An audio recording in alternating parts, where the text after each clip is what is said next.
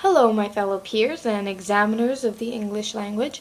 I recently had the pleasure of reading William Shakespeare's King Lear, and could not help but notice just how awful relationships could be due to one's upbringing. The play tells the story of King Lear, the protagonist in the story and the ruler of Britain, who decides to renounce his duty as king and divide his kingdom amongst his three daughters, Goneril the eldest, Regan the middleborn, and his favorite, Cordelia. Based on how well each of his daughters professes their love to him, each will inherit part of his kingdom. While Goneril and Regan flatter their father and go on and on about why they deserve the inheritance, Cordelia remains silent and is unable to express her love to him. This angers Lear, causing him to disown her completely. Both Goneril and Regan then conspire with one another to overthrow their father's authority entirely, which is when we learn he is beginning to go insane. His mind is deteriorating. Lear flees from his daughters' homes and wanders about the countryside during a storm. Throughout the entirety of the story, it is clear that Lear loses his family, kingdom, and most importantly himself along the way. As opposed to his friend, the Earl of Gloucester, I strongly believe that Lear is definitely the inferior father figure as seen through his inconsideration for others, the examples he has set for his daughters to follow, and in the way his vanity blinds him.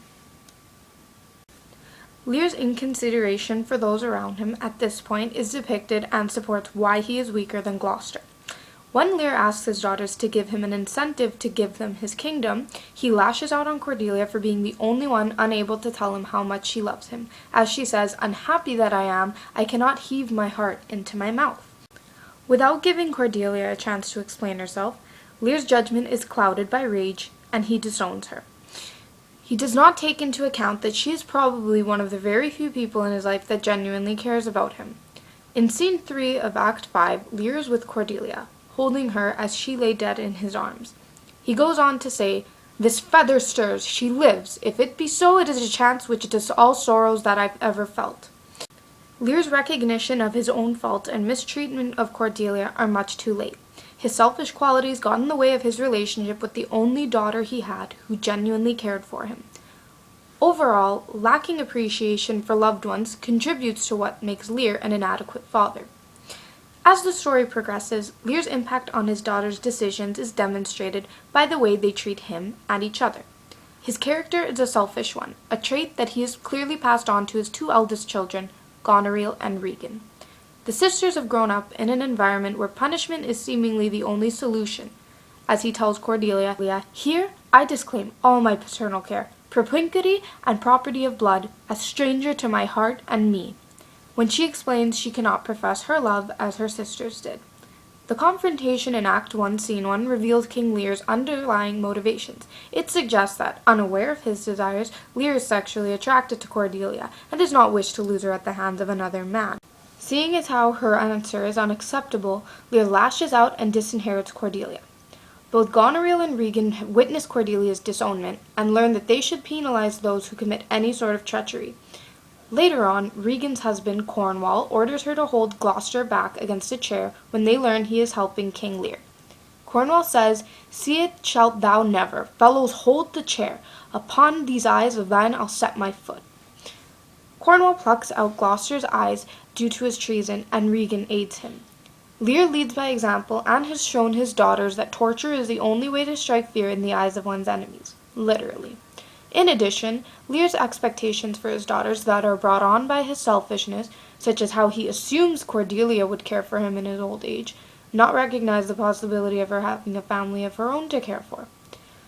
Lear had every opportunity to right the wrongs he did by his daughters, but he chose to raise them in an environment filled with selfishness, greed, and power, and in the end, that ultimately made him the lesser father figure. It is clear that Lear's favoritism towards Cordelia definitely set off his other daughters and contributed to their hatred of him. In short, Lear neglects his fatherly duties by disregarding his daughters and focusing his attention on power and authority. This has taught Goneril and Regan that power is everything, and to survive you must be the one with the most and on top.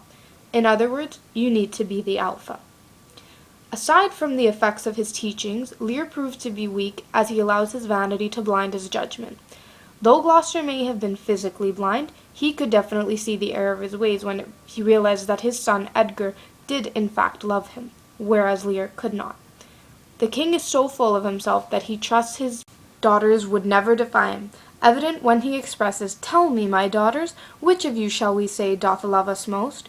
That we our largest bounty may extend where nature doth with merit challenge." As if it was not expected that his daughters would turn on him. He overlooked the fact that 2 out of the 3 were wicked, and disowned the only daughter who actually cared for him. King Lear actually expects his daughters to flatter his vanity in return for control of his kingdom. A father may want compliments and flattery, but purposely raising children to falsely endorse this is not good parenting. His only daughter that displays any shred of honesty, Cordelia, is given nothing in return for telling him the truth. Her sisters Regan and Goneril are given equal control of the kingdom, revealing their greed, and soon plot the death of King Lear, Cordelia, and eventually each other. Goneril orders her husband, Albany, to never afflict himself to know more of it, but let his disposition have that scope that dotage it. Goneril casts Lear aside, treating him like a simpleton, ultimately imitating the same acts of cruelty that he does. His vanity allows him to succumb to flattery, allowing his daughters to overthrow him. To put it briefly, King Lear is inferior to Gloucester as a father figure in the entire play, seeing as how he is inconsiderate of those around him, how his influence has affected his daughter's behavior, and the fact that he is so vain it leads to his judgment being clouded.